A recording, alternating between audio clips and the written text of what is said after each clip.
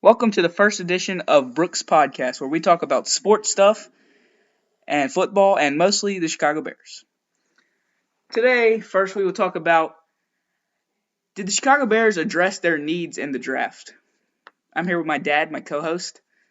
Do you think the Bears addressed their needs in the draft?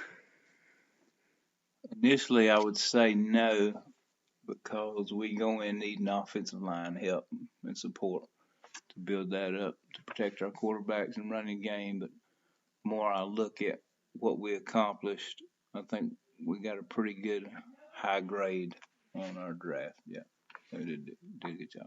So the Bears, they didn't have a first-round draft pick, but they did have two second-rounders where they drafted Cole Kmet and Jalen Johnson. Cole Kmet being the best tight end in the draft, and Jalen Johnson, who had first-round talent, but he did have injury concerns.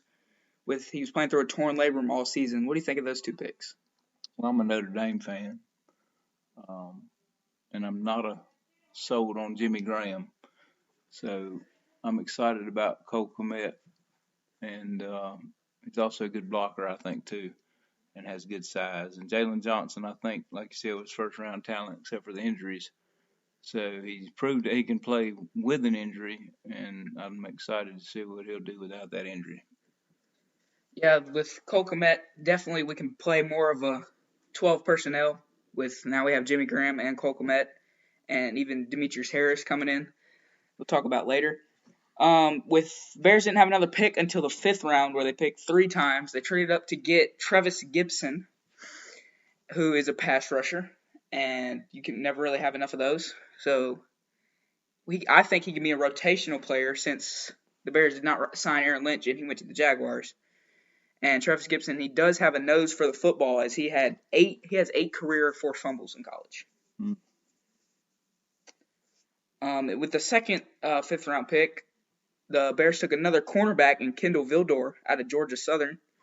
Probably just going to be a special teams player for the most part. He did play well against some of the top talent, but he went to a smaller school, so he didn't have much chance to shine.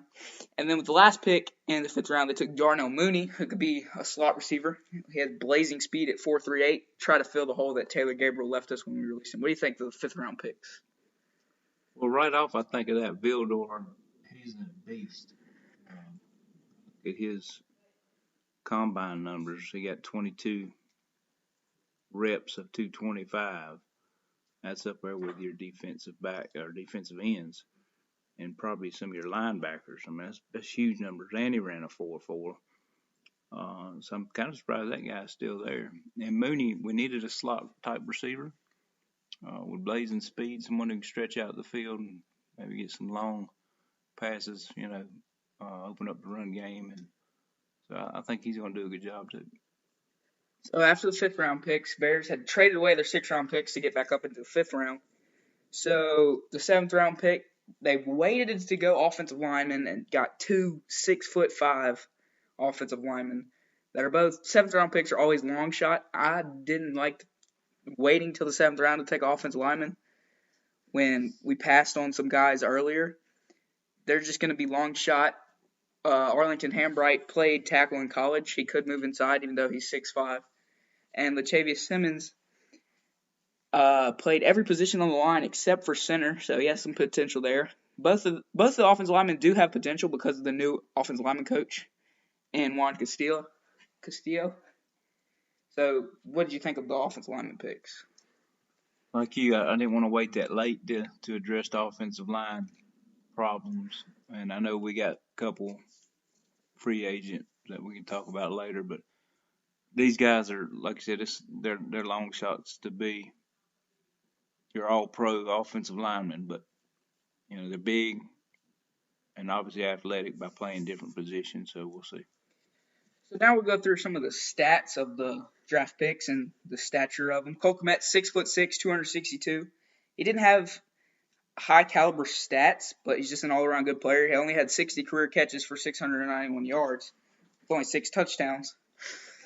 But he can still play a big part with that Chicago offense. And Jalen Johnson, 6 foot, 195, 7 career picks, 21 passes deflected. So he's had some good numbers. And he can play well in man coverage for the Bears' 3-4 scheme.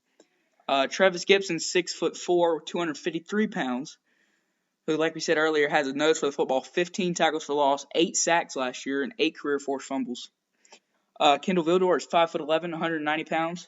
He has 9 career interceptions, which is more than Jalen Johnson, and 25 passes deflected, which is also more than Jalen Johnson.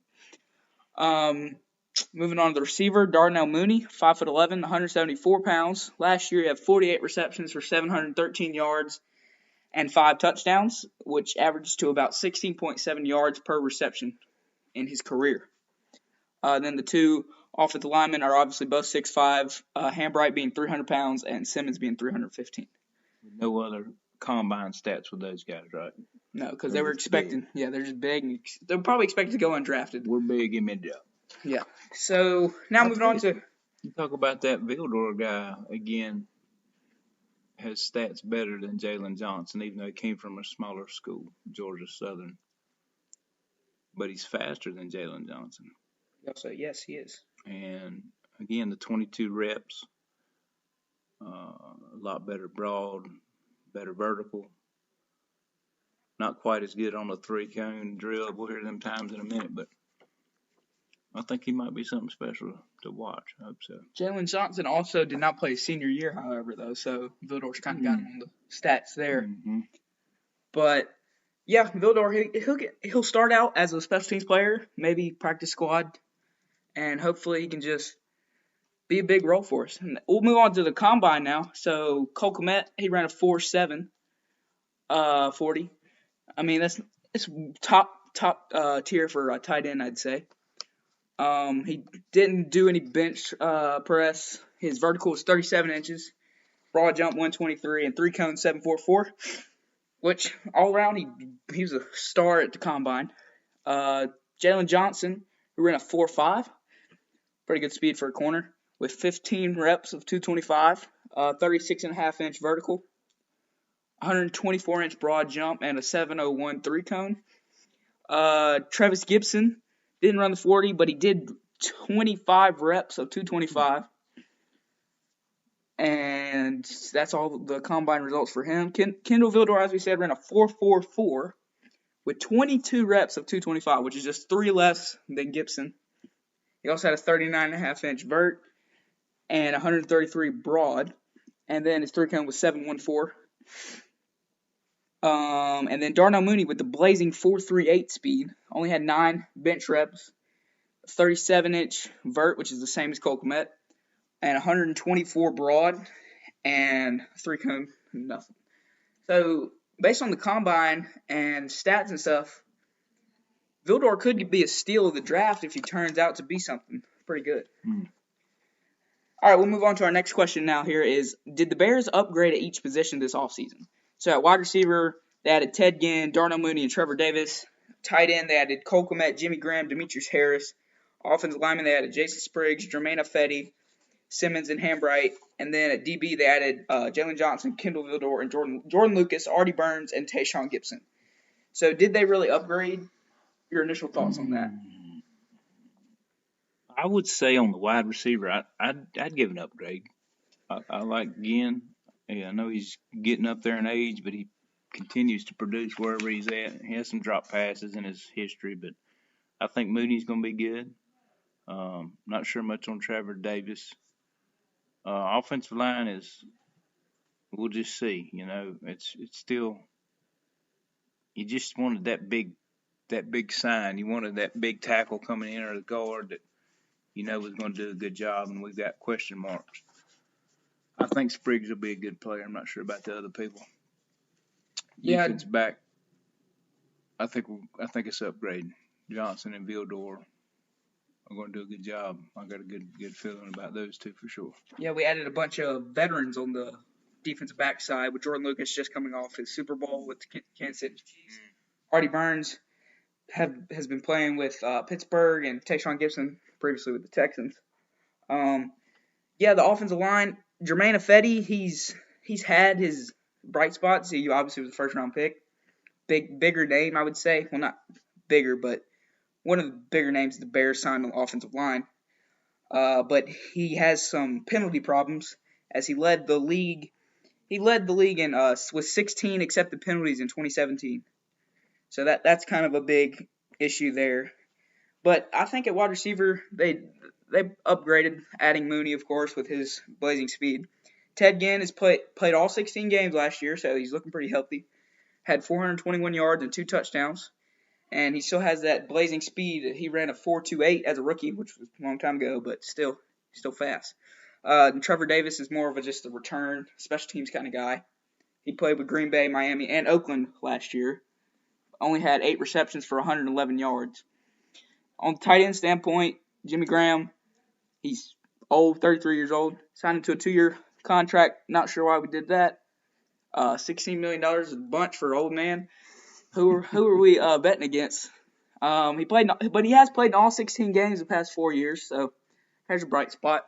Last year he had 38 receptions for 447 yards with 3 touchdowns, which is far better than any of the Bears tight ends last year, as I think J.P. Holtz led our team with 91 receiving yards, I think. Yeah. And Demetrius Harris, he played 15 games last year for the Browns, obviously backing up David Njoku.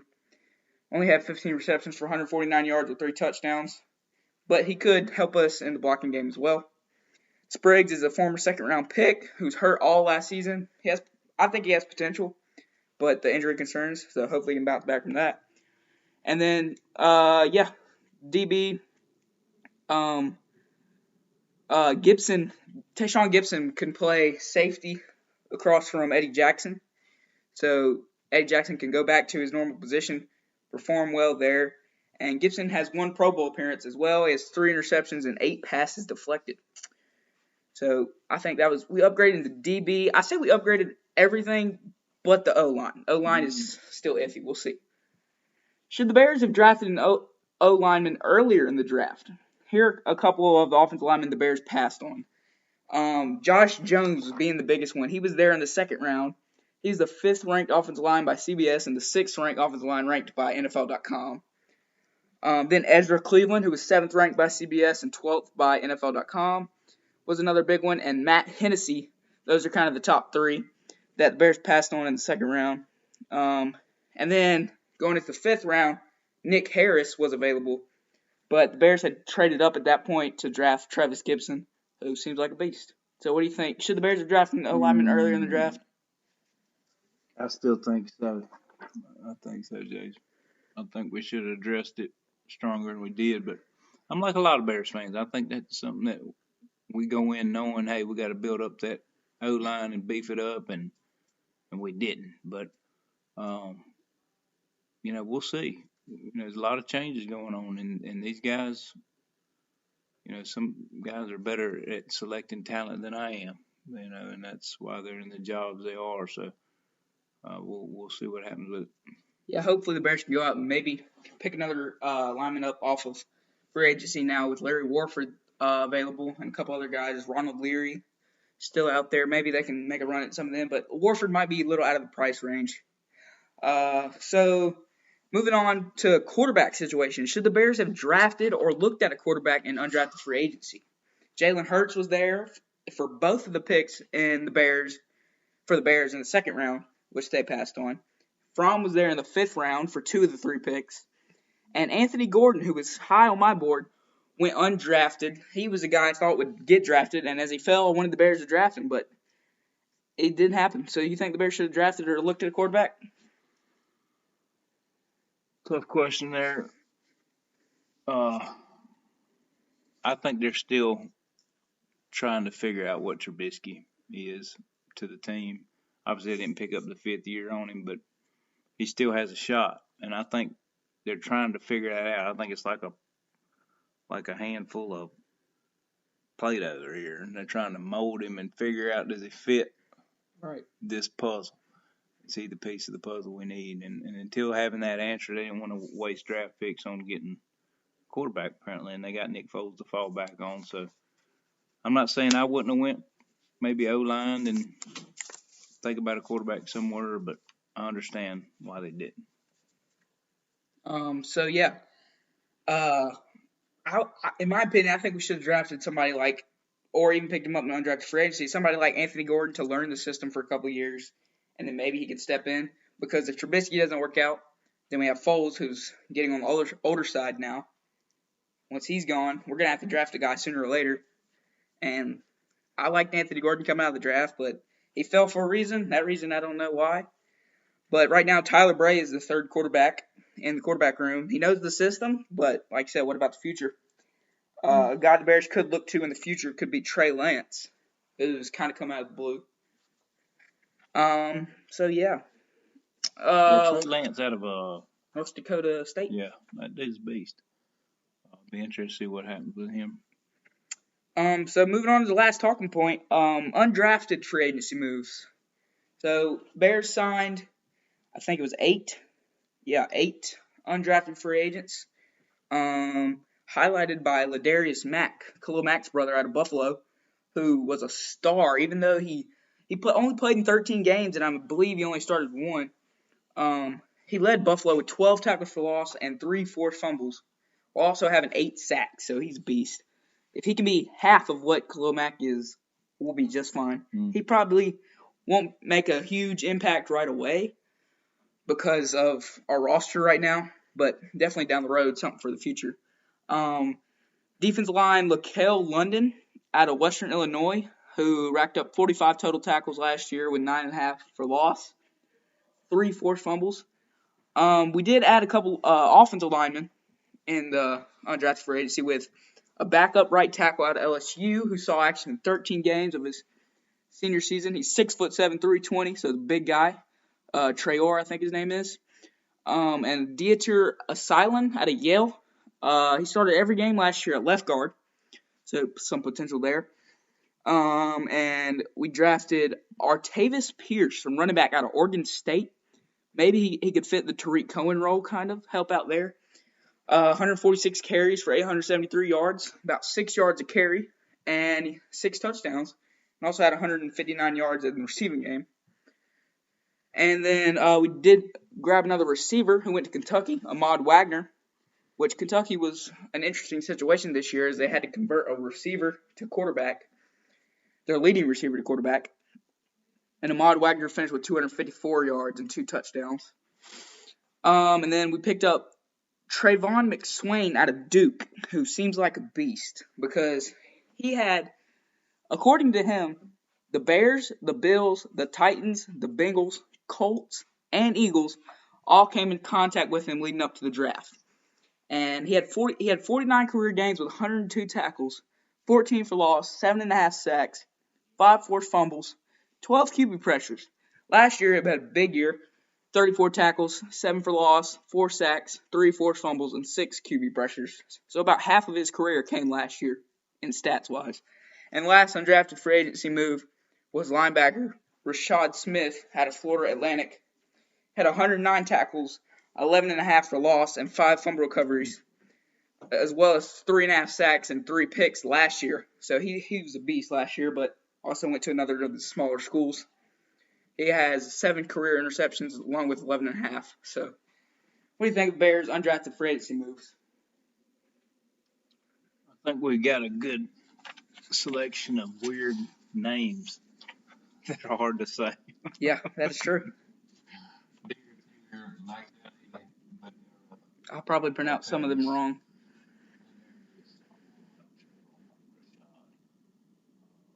I'm excited about Mac, obviously.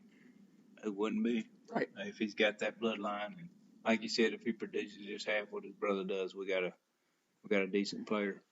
And McSwain, looking at his numbers, and if he's telling the truth, these other teams were looking at him for some reason. I don't know why they dropped out, but a special player. You know, ACC is a tough division, good division. And that Smith linebacker, that's good numbers. I know your linebackers are going to have a lot of your tackles, but he's working. You know, he's stretching across the field to make all 109 tackles in a season. He's doing a good job, and getting in the backfield too with 3.5 sacks. So it really looks good. I think they did a good job on that.